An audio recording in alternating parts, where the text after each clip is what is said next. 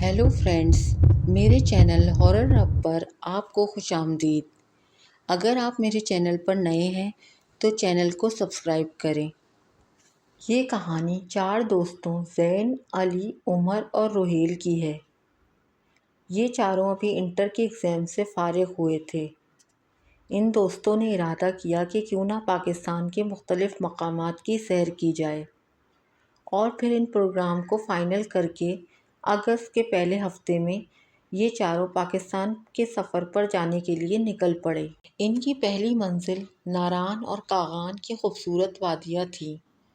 صبح سویرے یہ چاروں دوست لاہور سے روانہ ہوئے اور سفر کے دوران کھانے پینے کی چیزوں، ہنسی مذاق اور میوزک سے لطف اندوز بھی ہو رہے تھے۔ زین کو فوٹوگرافی کا شوق تھا۔ وہ اپنے ساتھ کیمرہ بھی لے کر آیا تھا۔ جگہ جگہ رک کر وہ پاکستان کی ہر خوبصورت جگہ کو کیمرے کی آنکھ میں قید کر رہے تھے۔ انہوں نے سیف الملوک جھیل کی سیر کی، جہاں کے نیلے پانی اور پہاڑوں کا منظر دل مو لینے والا تھا۔ ناران سے واپسی پر ان چاروں نے گلگت اور ہنزا کا رخ کیا۔ ابھی ان چاروں کا ہنزا جانے کا سفر شروع ہوا تھا کہ اچانک سے تیز بارش شروع ہو گئی۔ گاڑی تھوڑی دور جانے کے بعد خراب ہو گئی۔ روہیل نے گاڑی اسٹارٹ کرنے کی بہت کوشش کی مگر کامیاب نہ ہو سکا۔ چاروں نے فیصلہ کیا کہ کچھ ضرورت کے بیگ اٹھا کر کسی سے مدد لیتے ہیں کہ کوئی قریب کے کسی ہوٹل تک ہمیں پہنچا دے۔ علی گاڑی سے اتر کر لفٹ لینے کی کوشش کرتا ہے۔ کچھ دیر بعد وہاں سے ایک گاڑی گزرتی ہے۔ گاڑی میں موجود ایک شخص ان چاروں کو لفٹ دینے کو تیار ہو جاتا ہے۔ مقامی ہوٹل تک پہنچا دیتا ہے جہاں وہ قیام کر سکتے ہیں، لیکن ساتھ ہی ساتھ وہ یہ بھی کہتا ہے کہ اس ہوٹل میں ذرا سنبھل کر رہیے گا۔ یہاں پر کچھ افواہیں ہیں کہ اس ہوٹل میں ایسے اثرات موجود ہیں۔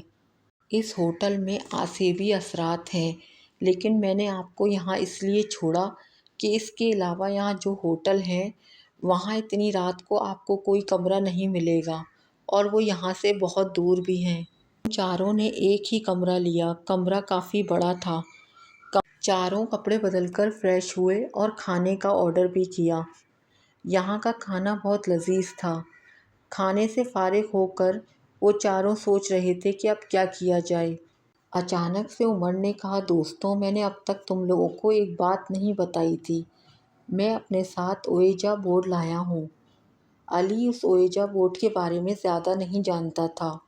عمر نے ان تینوں کو اس اویجا بورڈ کے بارے میں اور اس کے استعمال کا طریقہ بتایا، جس کو سن کر زین نے منع کیا اور کہا کہ دوستوں، غیر مرئی مخلوقات سے دور رہنا چاہیے، اسی میں ہم سب کی بھلائی ہے۔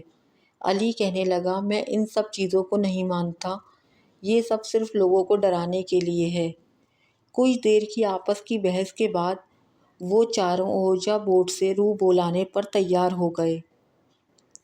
ان کے ذہن میں تفریح اور تجسس تھا۔ عمر نے یہ بھی کہا کہ اگر اس آدمی نے سچ کہا تھا کہ یہاں پر کچھ ہے تو ہم اس مخلوق سے پوچھتے ہیں کہ اس کے ساتھ کیا ہوا تھا۔ ان چاروں نے سب سے پہلے کمرے میں اندھیرا کیا اور اویجا بورڈ کے چاروں طرف گول دائرے کی شکل میں موم بتیاں جلائیں، اور اس کے درمیان میں چاروں گول دائرے کی شکل میں بیٹھ گئے۔ جیسے ہی انہوں نے بورڈ پر ہاتھ رکھا اور سوالات پوچھنا شروع کیے، اچانک سے باتھ روم کا دروازہ ہلنے لگا اور کمرے کا ماحول غیر معمولی لگنے لگا۔ عمر نے سوال کیا، کیا یہاں کوئی روح موجود ہے؟ فوراً ہی بورڈ پر موجود سکے نے ہلنا شروع کر دیا اور ہاں کی طرف اشارہ کیا۔ یہ دیکھ کر ان کے دلوں میں خوف کی لہر دوڑ گئی، لیکن ان کے تجسس نے انہیں روکنے نہیں دیا اور وہ مزید سوالات پوچھنے لگے۔ انہوں نے روح سے پوچھا، تم کون ہو؟ بورڈ کے الفابیٹس نے فیمیل کی طرف اشارہ کر کے سکے کو گھمانا شروع کر دیا، اور جب انہوں نے اس سے اگلا سوال کیا کہ تمہاری موت کیسے ہوئی، تو سکے نے پھر گھومنا شروع کیا اور مرڈر پر رک گیا۔ اور انہوں نے پوچھا تم یہاں کیوں ہو اور کیا چاہتی ہو؟ تو سکہ گھومنا شروع ہوا اور ریونج پہ رکا، یعنی بدلہ۔ ابھی وہ آگے کچھ اور پوچھتے یا اس گیم کو ختم کرتے، اس سے پہلے ہی علی کو سینے میں درد محسوس ہونے لگا اور اس نے اویجا بورڈ پر سے ہاتھ ہٹا دیا۔ باقی سب بھی پریشان ہو گئے اور ان سب نے بھی اویجا بورڈ اختتام کیے بغیر ہاتھ ہٹا دیے اور بنائے ہوئے گول دائرے سے بھی باہر آ گئے۔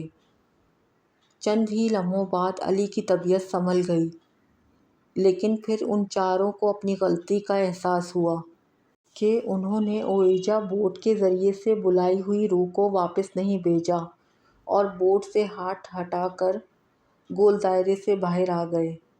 اب وہ چاروں بہت خوفزدہ ہونے لگے اور سوچ میں پڑ گئے کہ اب ان کو کیا کرنا چاہیے۔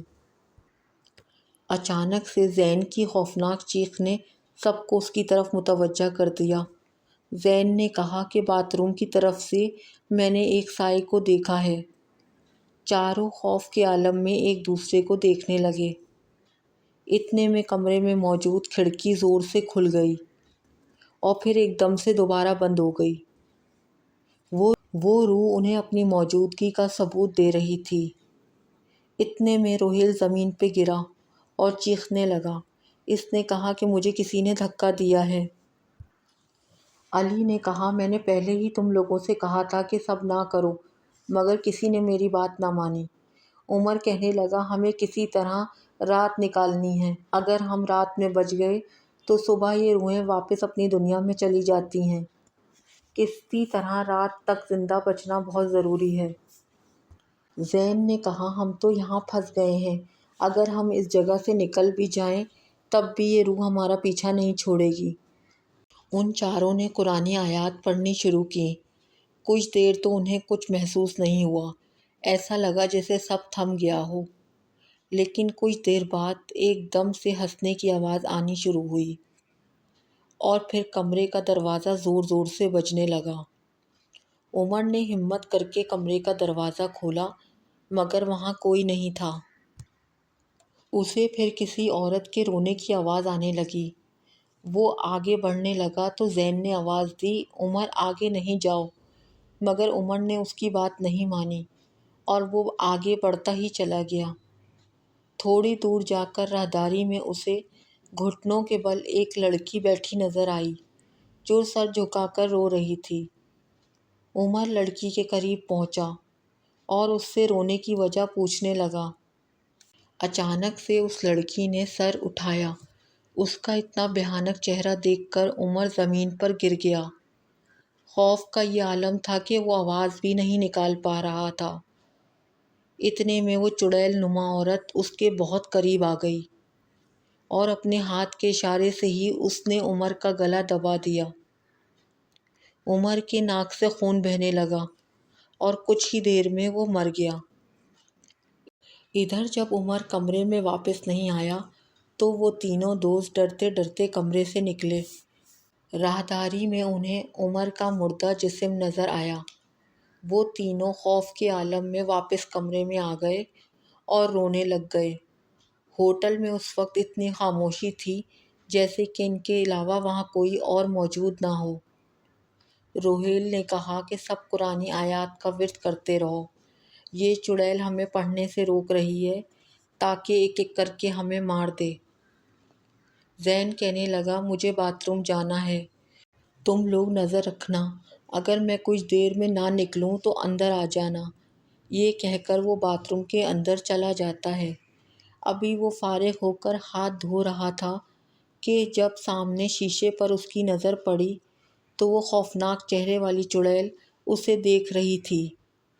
زین نے وہاں سے بھاگنے کے لیے جیسے ہی پلٹنا چاہا، اس چڑیل نے اس کی دونوں آنکھوں کے اندر انگلی مار دی اور اس کا گلا دبا دیا۔ جب کچھ دیر گزرنے کے بعد زین باتھ روم سے نہیں نکلا تو علی اور روہیل باتھ روم کے اندر گئے اور انہیں وہاں پر زمین پر زین کی بھیانک لاش نظر آئی جس کی آنکھوں سے خون بہہ رہا تھا۔ یہ منظر اتنا خوفناک تھا کہ کوئی کمزور دل والا یہ منظر نہیں دیکھ پاتا۔ اب وہ دونوں خوف کے عالم میں بہت روئے۔ دونوں کو بھی یقین ہو گیا تھا کہ وہ یہاں سے بچ کر نہیں جا سکتے۔ روہیل نے علی کو کہا کہ صرف قرآنی آیات ہی ہمیں بچا سکتی ہیں، ورد جاری رکھو۔ صبح ہونے کو قریب تھی، ایک دم سے روہیل کو نیند آنے لگی۔ جیسے ہی کچھ دیر کے لیے وہ سویا، ویسے ہی چڑیل نے روہیل پر حملہ کر دیا۔ علی جاگ رہا تھا اور وہ یہ سب اپنی آنکھوں سے دیکھ رہا تھا۔ وہ چڑیل اتنی خوفناک تھی کہ علی پہلے تو اتنا خوفزدہ ہو گیا کہ کچھ پڑھ بھی نہیں پا رہا تھا، لیکن پھر اس نے اپنے ڈر پر قابو پایا اور زور زور سے آیت الکرسی پڑھنے لگا۔ جیسے ہی وہ روہیل کے قریب گیا اور زور زور سے آیت الکرسی پڑھ کر اس نے روہیل پر پھونک ماری، ویسے ہی روہیل چڑیل کی گرفت سے آزاد ہو گیا۔ پھر فضا فجر کی اذان کی آواز سے گونجنے لگی اور پھر ایک دم ایک چیخ کی آواز کے ساتھ کمرے کی کھڑکی زور سے کھلی اور وہ چڑیل ایک دھوئیں کی شکل میں کمرے سے غائب ہو گئی۔ روہیل علی کے گلے لگ کر رونے لگا اور اس کا شکریہ بھی ادا کیا، لیکن اب وہ دونوں اس دکھ میں تھے کہ وہ اپنے دوستوں کی جان نہیں بچا سکے۔ لیکن اب سوال یہ بھی تھا کہ ہوٹل والوں کو، پولیس کو، عمر اور روہیل کے گھر والوں کو جب یہ سب بتائیں گے تو کیا وہ ان سب پر یقین کریں گے یا پھر ان دونوں کو ہی مجرم مانیں گے؟ اگلی صبح ہوٹل والوں نے پولیس کو بلایا اور پھر وہی ہوا جس کا ڈر تھا۔ پولیس نے علی اور روہیل کی بات کو سچ نہیں مانا۔ انہیں لگا کہ زین اور عمر کو روہیل اور علی نے ہی مارا ہے۔ انہوں نے ڈیڈ باڈیز کو لاہور بھیج دیا وہاں اور لاہور میں ہی علی اور روہیل پر زین اور روہیل کے قتل کا مقدمہ چلا۔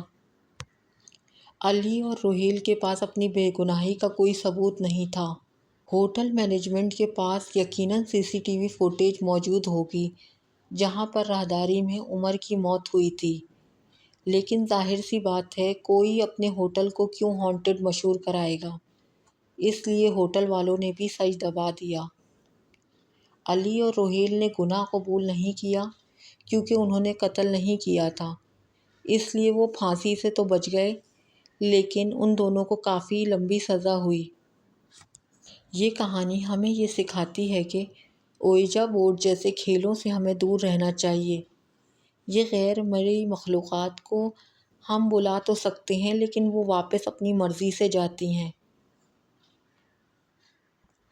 اور پھر ہمارے پاس صرف پچھتاوا ہی رہ جاتا ہے۔ اور سیانے کیا خوب کہتے ہیں کہ اب پچھتاوے سے کیا ہوت، جب چڑیا چگ گئی کھیت۔